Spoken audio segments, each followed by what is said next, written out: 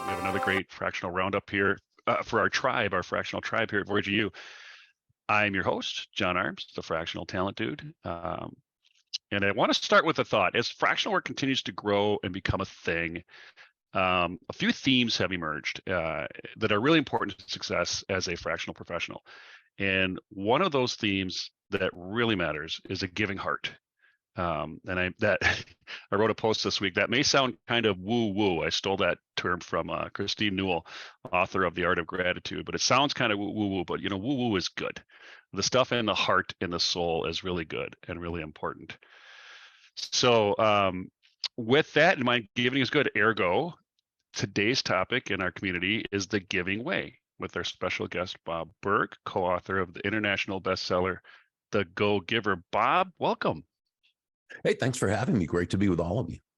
Oh, love it. Really, really appreciate it. Do you mind if I read a couple of things about you? I want to share what your world is about a little bit. So you're welcome. I got a couple little things here while you enjoy your coffee. So about the Go Giver. The Go Giver has sold more than 1 million copies and has been translated into 30 languages. It was rated number 10 on Inc. magazine's list of the most motivational books ever written, and was on HubSpot's 20 most highly rated sales books of all time. So pretty good stuff. Bob is founder of the Go Giver Community Network, which I hopefully we'll learn more about here. It's a first of its kind online business community created by and for Go Givers. Bob is an advocate, supporter, and defender of the free enterprise system, believing the amount of money one makes is directly proportional to how many people they serve. I know I love that, and I think the people here agree with that, and it really has a lot of power. Last but not least, Bob is an unapologetic animal fanatic and serves on the board of directors of Furry Friends Adoption and Clinic in Jupiter, Florida. Bob, that's quite a start. How are you doing today? Thank you. Doing great. Thank you. Good. So, well, just Bob, to tell you who we have here, our community is all what I say fractional professionals and those who love them. And everybody who's, sort of left corporate America and wants to forge out on their own, it's that. And giving has become a very big part. We do boot camps, and we recommend your books quite a bit, and to kind of get in the right mindset. Yeah, you bet, to get in the right mindset. So very grateful to have you here today. And I got some questions. So I'd like to chat a little bit about. So if we can start, can we unpack giving? When I read your book, I felt like you put into words what I've been feeling, and I think a lot of people feeling in their whole career, like millions have, right? I want to give, but I'm living in an economy that really anchors to taking, or in many ways taking. And the culture of American economy has been so much about extraction, and here you're coming through with this idea of give. Can you share your thoughts on give as an economic power?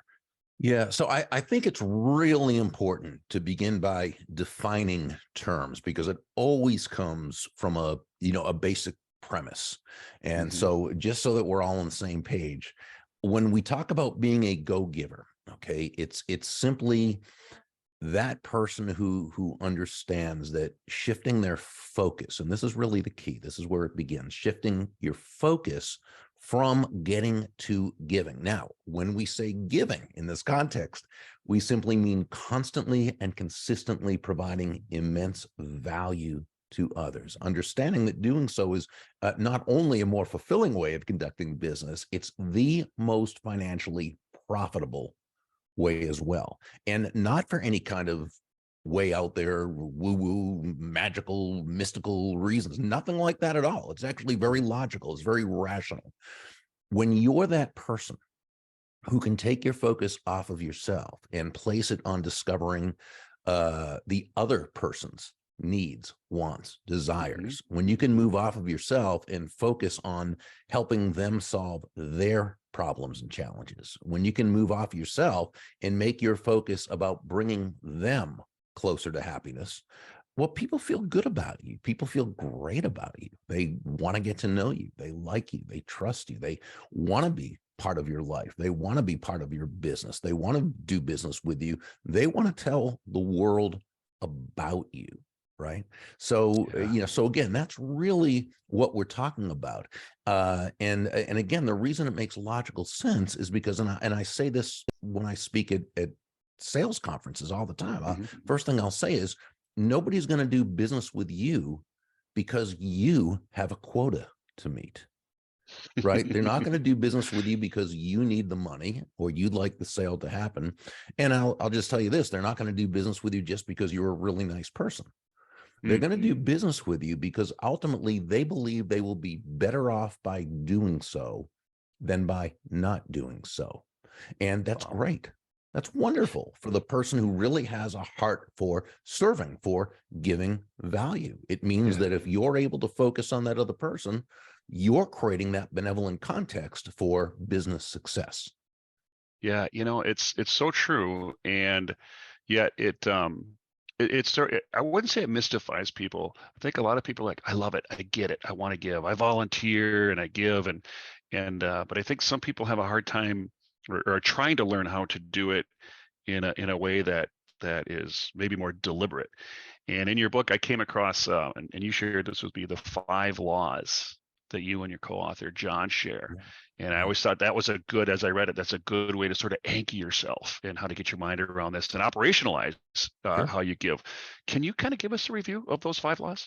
Yeah, John David Mann was my awesome co-author and really the lead writer and storyteller throughout the entire series. 3 of the books are parables and one's more of a how-to application guide, but yeah, he was fantastic. And we based on the premise we just discussed, we look at 5 different laws. Those laws are the laws of value, compensation, influence, authenticity, and receptivity. And the first one, the law of value, says that your true worth is determined by how much more you give in value than you take in payment. Now, the challenge with that is that when you first hear it, it's very counterintuitive. It almost sounds like a recipe for bankruptcy, right? Give more in value than you take in payment. Now, that sounds woo-woo, right? That sounds like something that, right? No, not at all. The key is to understand the difference between price and value, right? Okay. Price is a dollar figure. It's a dollar amount. It's finite. It simply is what it is. It's the price.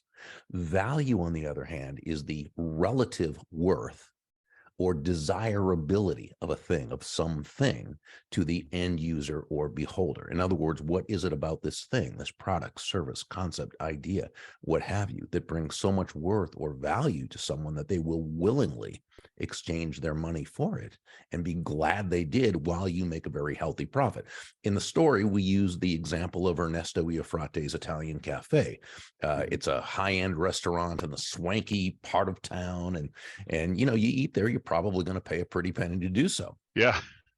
But from the moment you get there and you're welcomed in and you're introduced to Sal, the maitre d', who escorts you to the table and introduces you to the wait team, who has that elegant way of knowing when to pay attention and when to kind of leave you alone, to the presentation of the food, to the wonderful way it's cooked, to the ambiance of the restaurant itself, to when you leave, and to the entire experience. You may have paid $100, couple $100, whatever, but you come away feeling like $1 million.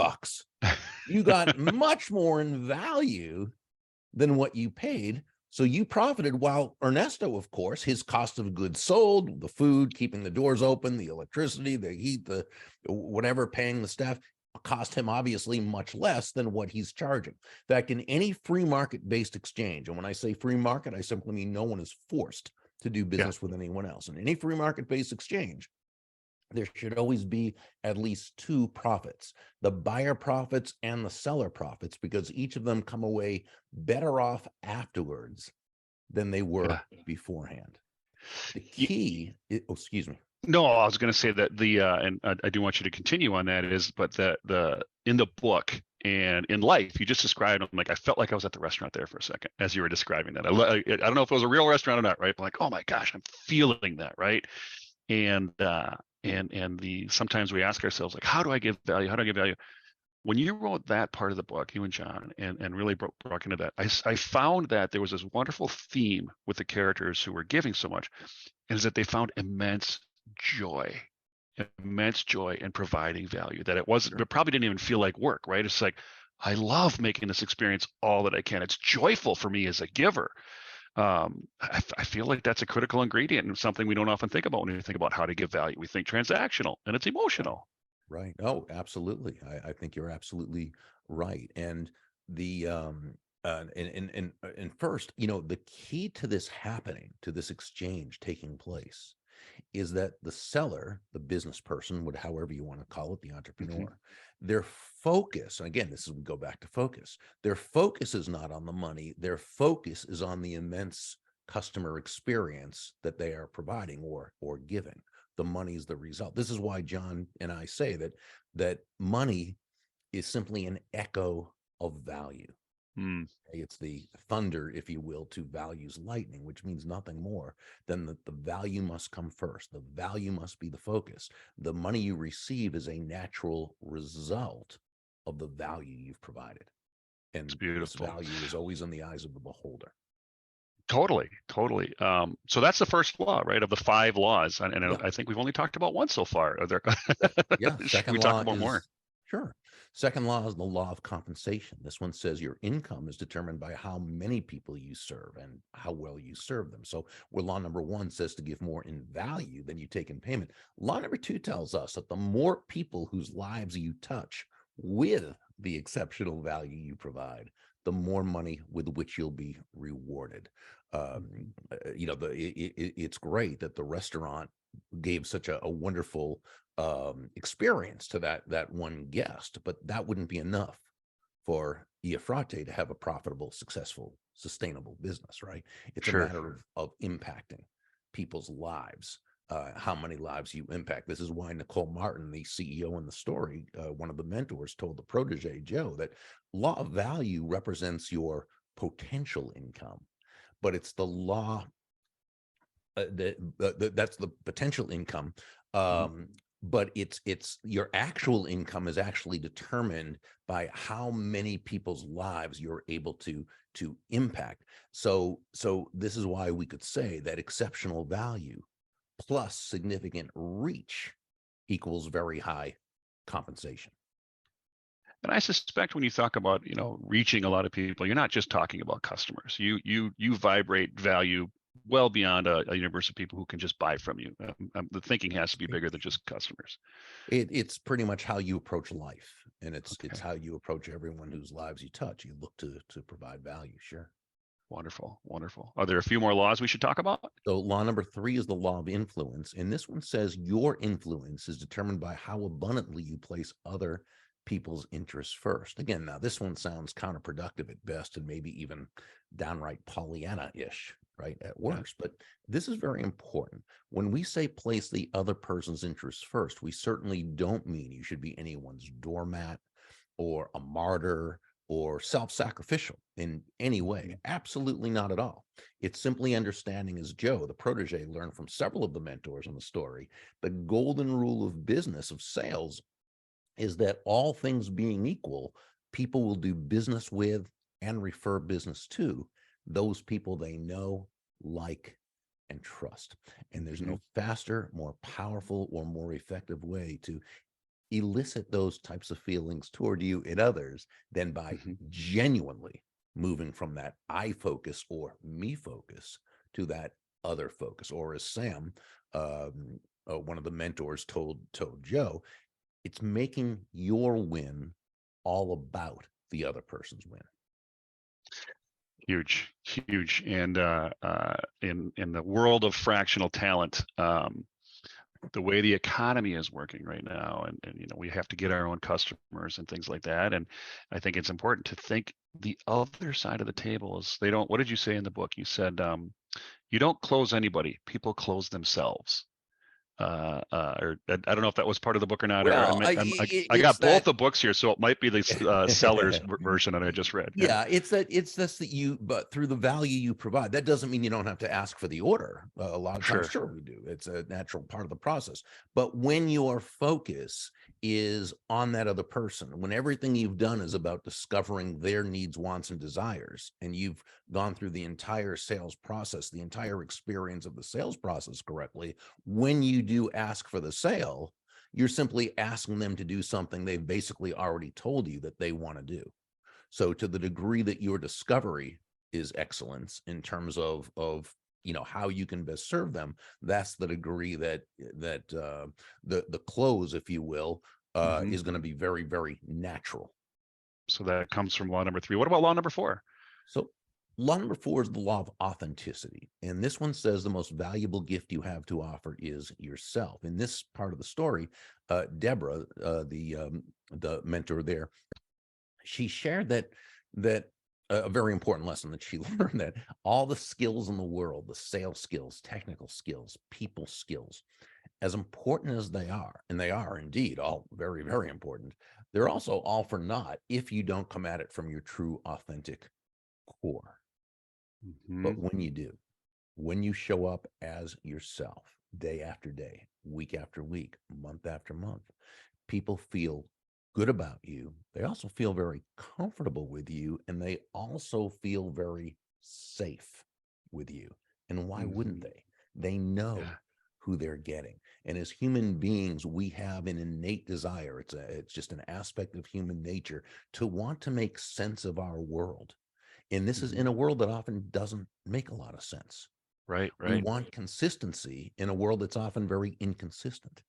So we all know people who show up one way one day and they're totally different the next, right? And so I in have a order teenager. I to know exactly how that is.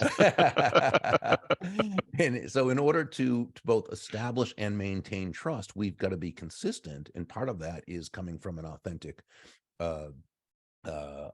frame. Now, there is one thing about authenticity that I think it's always important to bring up, because I believe that, especially since the advent of social media is when I've kind of first tracked this. Yeah. Authenticity is sort of taken on a whole new meaning. It's almost as though authenticity means you have no boundaries. Say or do whatever you want because, well, it's authentic, so that's okay. I disagree with that. I disagree with that. This is like the person who says, well, I have anger issues and I yell at people a lot, and if I were to act any differently, that wouldn't be authentic of me. That's baloney. Right. Malarkey. Yeah. It simply means this person has an authentic problem that they need to authentically work on in order to become a better, higher, more effective, authentic version of themselves. So I ask people not to buy into that, using authenticity as an excuse to not grow, but rather use it as impetus to move into your Right. self. I think a key word in there, Bob, is, and we see that in social media, is respect. Right? Respect the people you're talking to. If you just throw yourself, it's me, I'm the authentic me, I do nothing but mean, nasty things or whatever, or I dress like crap or whatever. I don't think that's the intention. Yeah. Personally, I define authenticity very simply. It's acting congruently with your values. And as long as you're doing that, that's authentic. So those are great things to write down, because one thing that a lot of people do in the transition world or the independent world is there are some lessons out there that talk about, well, have a good resume or have a good elevator speech, and it it sends people down a path of sort of putting on a show, which is a very uncomfortable place for a lot of people to be. And what we often teach is, well, don't worry about that. An elevator pitch, if you have to make a pitch, that means someone's going to get pitched. And if you like to be pitched, so better to just be yourself, not the raw, unedited, crazy self, but better to be yourself and not worry so much about polishing the perfect elevator and practicing it in the mirror. And you're not a Hollywood actor. That's not what the point is here. It's to build relationships, and the most relationships are built on trust. And so just be a trusting person. So I love that. I love that about the Burg. Let's cover the 5th law. So this one is the law of receptivity. And the law of receptivity says the key to effective giving is to stay open to receiving. This means really nothing more than understanding that, you breathe out, you also have to breathe in. It's not one or the other. It's both. You breathe out carbon dioxide, you breathe in oxygen. You breathe out, which is giving value. You breathe in, which is receiving value. Giving and receiving are not opposite concepts, yet unfortunately, we get an opposite message from the world around us. And this, for many people, is a combination of upbringing, environment, schooling, certainly news media, television shows, movies, the news media, social media. So many anti-prosperity messages are coming at us constantly. Most we're not even aware are anti-prosperity, or that they're coming to us. And so people grow up with this unconscious almost rejection of prosperity and money, and because they think it means they've done something wrong or bad, or what have you. So What do you think? What's a good example of an anti-prosperity message that we see a lot or feel a lot?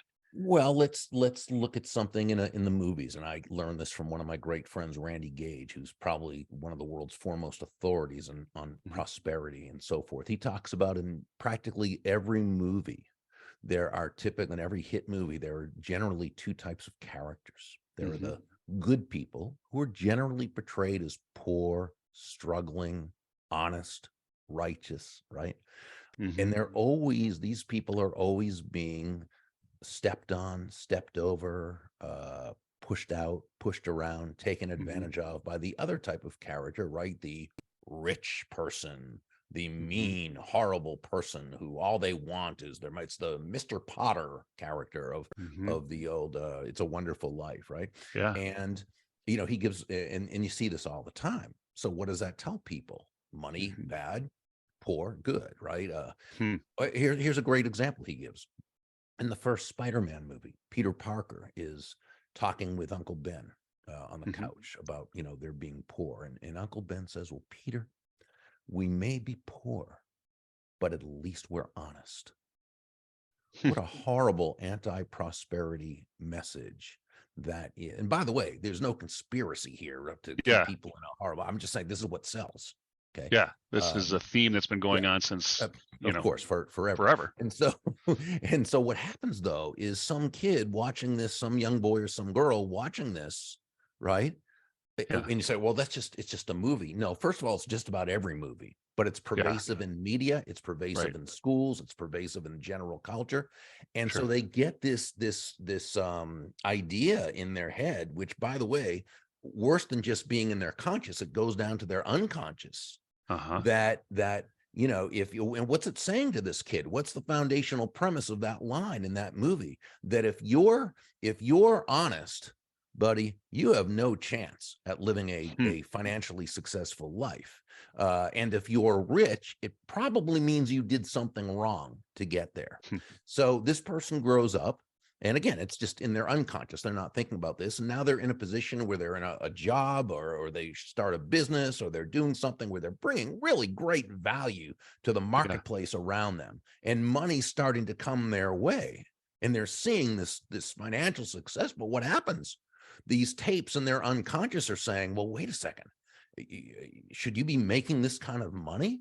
What have I been honest? Have I been dishonest? What are people going to think of me? And does this mean that I'm not a good person? Again, this is unconscious. This is not something that this is dangerous. That's the most insidious part of all. We don't even know why why we're having those thoughts.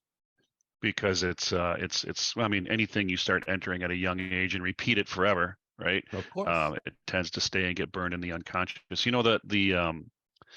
The thing about Voyager University is we started in the Midwest. So the breathe in part of the equation, I imagine there's a lot of people on the call today. And even if you're not in the Midwest market, there's a thing about taking. It's not, I should say taking, receiving is the way to talk about it is. And I didn't learn this until I picked it up, I think in your book or just kind of through life. And that is, listen, if you don't take the other side of that, so you breathe out, right? But if somebody's offering you help, if the universe is, don't block it. Don't get in the way. It's actually kind of unkind.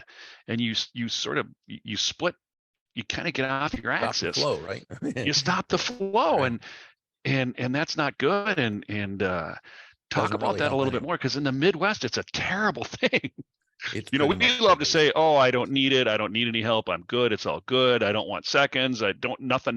Like we reject that and we block the flow. Now, I'm sure that's not purely Midwest, but it's pretty much everywhere. Why is that in our psychology so much, do you think? I don't know. It's an element of human nature that, like anything else, probably began back in the cave person days and got wired into our, wired into our minds. But It's certainly it's something that we need to, I believe, consciously work on in order to overcome. This is why I would look at people like Randy Gage, the Hmm. late Bob Proctor, Hmm. Ellen Rogan, Sharon Lecter, Ken Honda. There's just some David Nagel. There's just some great people out there who speak, who write, who post, who do videos on Uh-huh. prosperity. I believe it's important to find these people and make a study of them. Read blogs, listen to podcasts, watch videos that talk about prosperity. These people who teach on prosperity, 99.9% of what they talk about is not the how to. It's other than how to get rid of all those blocks Sure. that's keeping Sure. you from the natural prosperity that you deserve. Right. Right. That flow, that breathe in and that breathe Right. out. We breathe, trees breathe out what we need. We breathe out what That's they right. need. Hmm. This is how the universe That's right. It's very works. natural. And just consider that prosperity, right? The fact that you get to breathe in air that makes you prosperous. Now you can have varying degrees of it, right? Like the fact that you need business and clients and relationships and to make an impact, that's prosperity. And we should lean into that, not reject it. Exactly. And Great point. it's a weird dynamic. We'll have to talk Mhm. to Hollywood a little bit and say, come on now, prosperity is a good thing. They It's a make good thing. they get very, very prosperous by communicating the idea that prosperity is a bad thing. And Yeah, again, I'm yeah, not saying they do that purposely or not. I don't know. I don't know yeah. what's Well, in their minds and in their hearts, but it's it's something that sells, and that's what the marketplace buys into. And so as mhm, long as that's the case, then what behavior that gets rewarded gets repeated. So as long as mhm. those kind of movies and those kinds of TV shows and those kinds of remember, I'm a little older than you are, but I'm sure you remember back in the day, the TV show Dallas. The Yeah. the villain was J.R. Ewing, right? The Hmm. the picture of the evil, horrible, terrible capitalist who just wanted to step on people's toes, and. Hmm. Now, Right. there are people like that. Don't get me wrong. The world For is sure. is filled, but most people, and I'm going to say all of us, right, who make our living, the only way we can earn a whole lot of money is by Yeah. providing a whole lot of value to a whole lot of people, right? Yeah. Right. Right. Right. Right. So yeah, it's true, and it's an important point about prosperity and giving and receiving, because I think we often, you're right, we do villainize prosperity. And here I'm on a mission to help millions of people like find their prosperity, but in an independent way, right? And it's sort of almost to the anchor of the American dream of, some of the greatest prosperity that's ever happened has been on your own shoulders. Sometimes it's not going to happen in corporate America. Sometimes, you have to be your own person, and self-determined and independence and self-accountability. Boy, if you can grab those with a giving mindset and some of these things, these 5 laws, you're gonna have so much prosperity. It's crazy. But that's a hard get early on, I think, for a lot of people just entering the new world. But we get there. Um, Boy, oh boy. So I can't believe a half hour went this fast. Well, you're a great host. Oh my You made it gosh. happen. I got to question 2. This is crazy. So, but we are at the half hour, and I asked for a half hour. So I'll have to call you later and talk about the other questions I have for you. But because it is 9:30 and I do need to let Bob go. Bob, thank you so much. Oh, my absolute pleasure. Great being with all of you. I wish you all continued stratospheric success. Awesome. Thank you so much. And so, everybody can stay on. I know Bob has to hop off, but stay on and we'll share more resources about where to get the books and